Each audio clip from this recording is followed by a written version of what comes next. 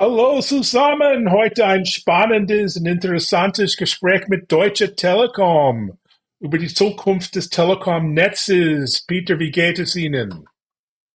Mir geht es sehr gut. Ich freue mich, heute dabei zu sein. Okay, well, thank you. Ich freue mich auch. Und that's about as much German as we're going to do today, I'm afraid. But I'm very excited for this chat. Met with your team at Mobile World Congress, where AI and APIs were all the rage.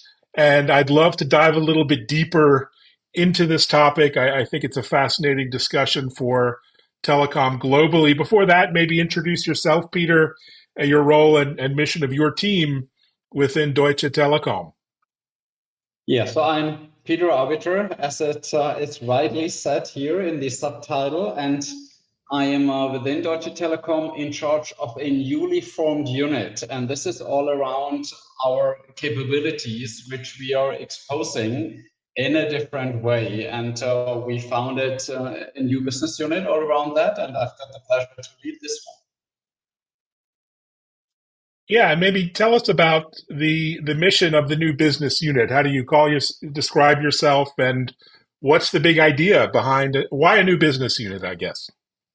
Yeah, so we actually have started the activities a few years back, and we did start as you typically do so in a project. You have many peoples involved out of all different areas, and then you realize that after a certain point of time, when it comes to the execution, that a project or a tribe is probably not the optimum, especially not if this is really a long-lasting thing. And this is when we came up with the idea and saying, hey, this is so important for us. This is one of our big bets. This is one of our growth drivers.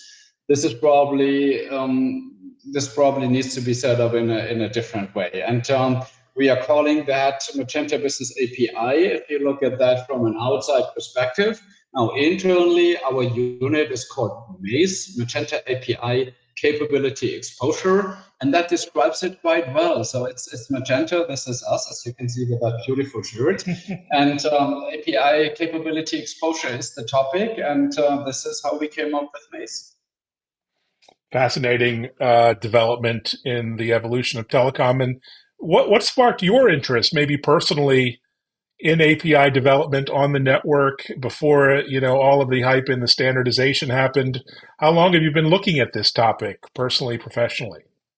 Yeah, so actually, I'm really bullish about this one, and here this is what my shirt to move that a little better into the camera also says. I'm really bullish about that topic because that goes back to really a passion I do have about these kind of capabilities and to expose them because I was one of the guys back 10, 12, 15 years ago when cloud activity started in Germany. So at Mm. that point of time, I tried to develop a public cloud at Deutsche Telekom. I was not that successful to convince our managing board at that point of time. So I joined Microsoft and was in charge of the cloud business there and ramped up cloud. And now, if I compare what has happened in the IT industry, like 15 years ago, when disaggregation of IT services started at a larger scale, this is what we are now entering as a new phase for the telco industry. And this is why I'm so intrigued about this. Fantastic. And why now? On one hand, you could say this could have been happening years ago, a decade ago, but better late than never. But why is now a good time, a great time, really, to open the network to developers and others?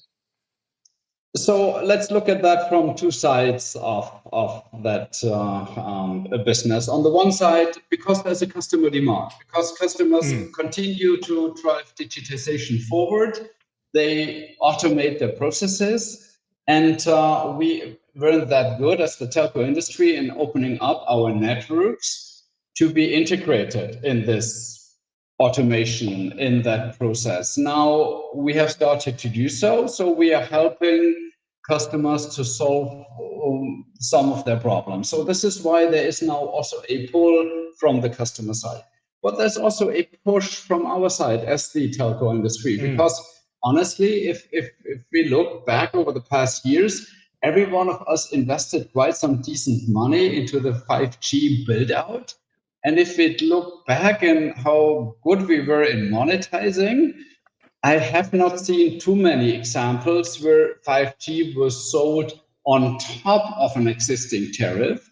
Typically, it was bundled in. So, this is from a mm, financial perspective not the best thing you can do in a business case, that you have a lot of investments, but not that much revenue in return. So, actually, we as the telco industry need to ask ourselves the question, if now people start talking about 6G and the future build outs, how can we afford doing so? How do we earn our money back?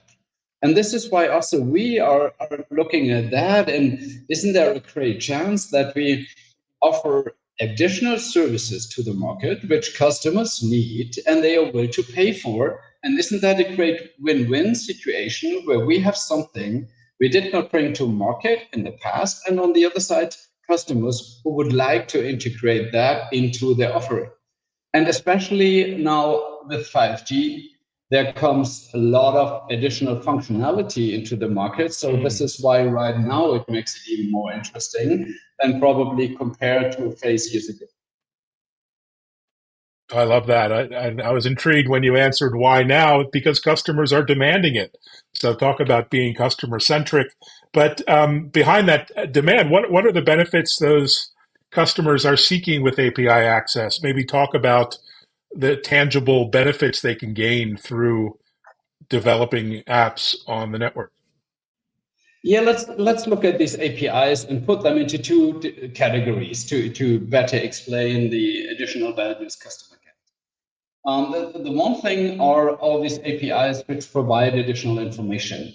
And the information which can be provided out of the network can be used in many different use cases. So currently what is really hot is all the fraud prevention.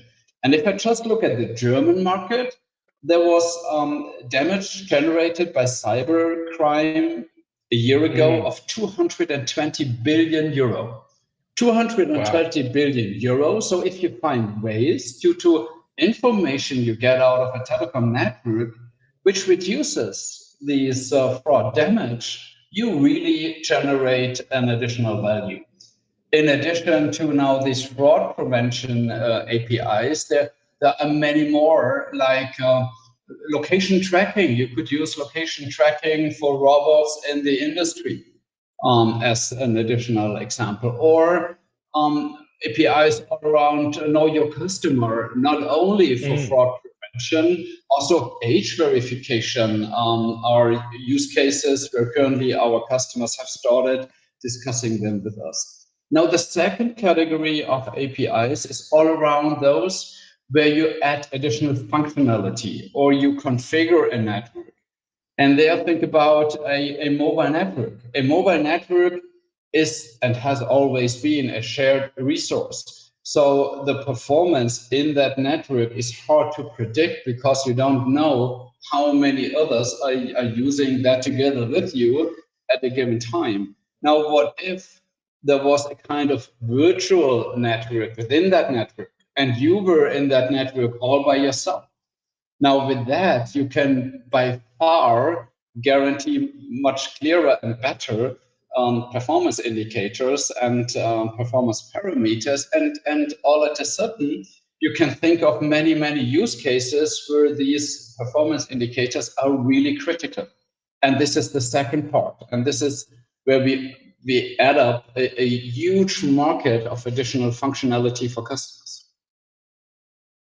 That's fantastic. So much practical utility there.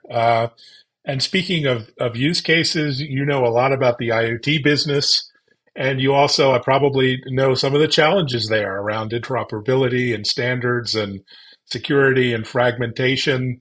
Do you see the API capability kind of turbocharging IoT? Yeah, I believe they're really turbocharging them. We also had discussions about, is that now cannibalization of IoT business? Because if there was now an API which also provides information of a device and the location of that device, is that now something where all at a sudden IoT cases just go away? No, not at all. I believe that first of all, IoT still is mainly built on connectivity before you add the additional functionality. Now, we on the API side, we build on this connectivity. So this is already with that not overlapping, it's building on the others' competences. And sure, there might be the one or other case where, as of today, you use a GPS sensor and then you provide back the information on the location. And tomorrow you could do that with a network and the API. But I'd rather like to think about all the new cases where you can't afford having an additional sensor because you're weight constrained. You are a drone, for example, and you would like to really limit the weight, and you rather like to use the network, the location information out of the network. So for me, this is rather now adding to the functionality of what IoT brings to the table, and that makes it more powerful and then also more successful. Oh, wonderful. Well said. So let's talk about the challenges. You're no stranger to overcoming challenges. And we saw with 5G, we have this fantastic network now. And I'm getting, with T-Mobile here in the US, I'm getting amazing coverage indoor, outdoor, and rural places. But it took a decade of standardization and interoperability and testing and silicon and software to bring all together. It was no small feat. What are some of the challenges that will have to be overcome with the API go to market? Yeah, and actually, you already mentioned one I directly want to get started with. This is the go-to-market. So if I look back at the last set of APIs, so this API business isn't new. So if you look at CPaaS, Communication Platform as a Service, this is around for 15 years. And if you look at the last set of APIs, which were defined, these so-called mobile connect APIs, there are 3 APIs which were defined in 2015. Now it took us almost 8 years to really bring them in the market. And this is exactly what is one of the challenges. I do not want to wait for 8 years. So this has to go faster. And for us to be faster as the industry, we need to do a few things differently than we've done them in the past. So first of all, it would be really great if all of us would agree on the same set of APIs and not the one does them here like that and the other one does that like slightly differently. I believe that this time with CAMARA, we have found a new approach, which is an open source foundation project. So it's not that a lot of people sit there and do some theoretical discussions and then they ask us to do something. No, with that open source mindset, it's all around, you've got an idea, why don't you bring your API to the table? And then it's directly there. And others who have the same idea just join you in co-developing. And since we document that in GitHub, everyone can get access to that. It's not a smaller set of telcos or people who just see that somewhere. Is everyone can get access to that, and not just only the telcos. If you are now a developer, if you are a system integrator, an ISV, they have joined the party, and we have more than 300 companies in CAMARA and more than 1,000 people working there. So this is where that really got momentum. So time to market is the one thing, and I already touched on the second topic. We really need to ensure that we are doing that jointly as the telco industry. And I think we have really understood that it's not about, we are not competing against ourselves. This is about creating a new market. So if I look at the German market, there are mainly 3 operators, us, then there is Telefonica and Vodafone. It makes no sense for us to have the best API no one else has, because at the end of the day, who would create an app for just that portion of the users in the market. So we really need to ensure that this is a joint effort that's not about competition, but it's about building up a new ecosystem. And we have understood this one. And also we are in very good discussions that we come up with aggregated APIs so that you have just one API and that is then routed into the different networks. And that brings me to the third topic, which is a challenge, and I do not want to come up with just challenges only. This is all around consent management, and that makes it to a certain extent also somehow difficult, because consent management means that some APIs you need to get the consent of the users that you can get the information and process the information. Now, unfortunately, in countries, this is sorted out differently from a legal perspective. In some countries, it's considered to be legitimate interest, so you don't need the precise consent. In others, you need to get customers' consent. So you have to not only understand the consent management on a global basis, you need to also ensure that the entire chain works, because typically these APIs are used in an application and the consent will be given there. So that means consent needs to be given there, needs to be stored. And what if this device is now in a different network abroad, and then the other operator has to then transport that consent? You have to store it. And what if the customer then revokes it? Then it has to go back the entire chain. So there are a few things where we are working on. The good answer is we've got them under control, and we are sitting there as one team, as the telco industry. And in that particular case, final sentence on this one, I'm not talking as Deutsche Telekom, I'm talking about a representative of the telco industry who is really willing to, this time, make a difference. Fantastic initiative. Let's talk about another topic that we must not leave as an afterthought, and that's security, cybersecurity. Telecom is notoriously a target for hackers with all the users and the data there. How can we make this whole initiative as safe as possible and avoid, some of the challenges we've seen in other new initiatives out there? So absolutely right. So it's about security and data privacy. I've just touched on this data privacy topic on the consent management piece. Now, security, this is also really crucial. And if you open up your networks, you really have to ensure that you open it up the right way, and you really know precisely who can access your data. And this is why we, but also the other telcos have built a platform. We have built ours. Telefonica has built theirs. Vodafone has built theirs. The Americans have built theirs. So in our case, it's the service exposure platform, and this one really ensures that you are allowed to use the API, and you not only need to watch out that the usage is from a security perspective then compliant, but also that, take the example of location information. If you track a drone, you are probably allowed to get that information on a second basis. But if you would track a person, that's probably then a different thing, where you do not want to have a tracking mechanism in place. And this is why it's a good combination of security as well as data privacy. And we have had, and we did, build in the security from scratch in our systems across the entire stack. Fantastic.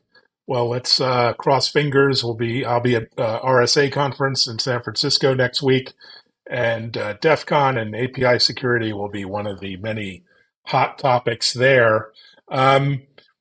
Regulation is something that the telecom industry lives through. Some countries more, some less, but highly regulated industries. What does that mean in terms of network adoption of network APIs and potential barriers there? Yeah, and I've touched already on one, and let me really call that out. This is, for example, the consent management piece.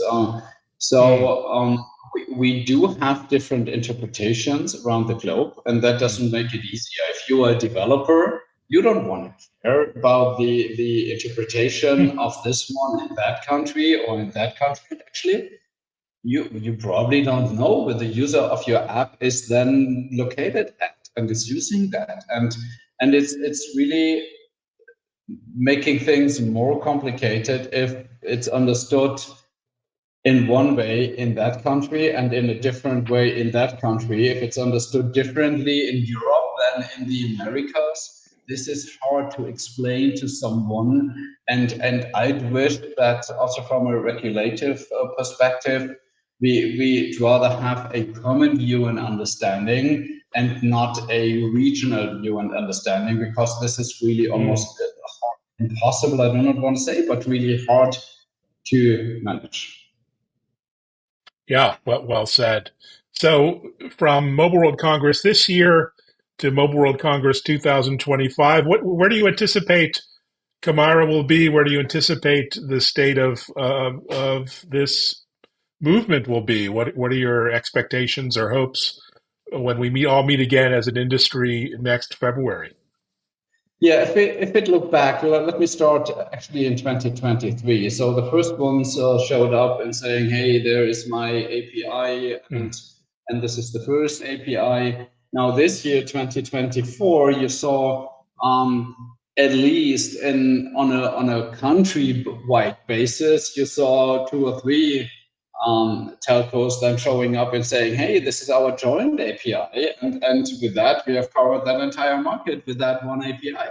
So in 2025, you will see that further scale out. You will see a significantly higher coverage of relevant APIs across the globe. So I would expect there between 4 to 6 really relevant ones, not that one here and the other one there, but 4 to 6 which are available in a vast majority of countries. And with that, if I look back at the Mobile Connect journey from definition to really scale out 7, 8 years, that it won't take us that long. You will find some solutions, how aggregation, consent management, telco finder, so that's the routing mechanism, are done differently. And this is why adoption is significantly faster. So watch out, there will be some announcements out in the next months. I can't wait to see those, and I appreciate all of your enthusiasm and excitement. It really is a radical and exciting shift for this industry. What are you personally looking forward to? Any travel or meetups or events, or your heads down just trying to move this whole industry forward?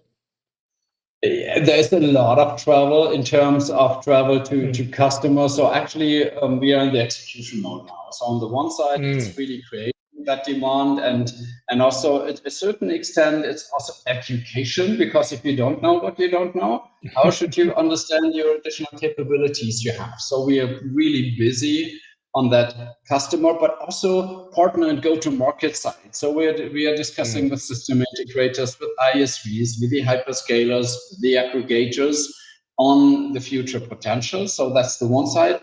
Now, luckily, in the past, it would have probably meant to be on the road every day. But also with that format, I mean, you are in the US, I'm here in Europe, and we will have an interview. So thanks to technology, it's not always combined with physical travel. And then on the other side, we are sitting together as the telco industry and try to solve these challenges. And that also keeps us busy. But as said, we are quite far developed in these discussions and about to get a few things done differently.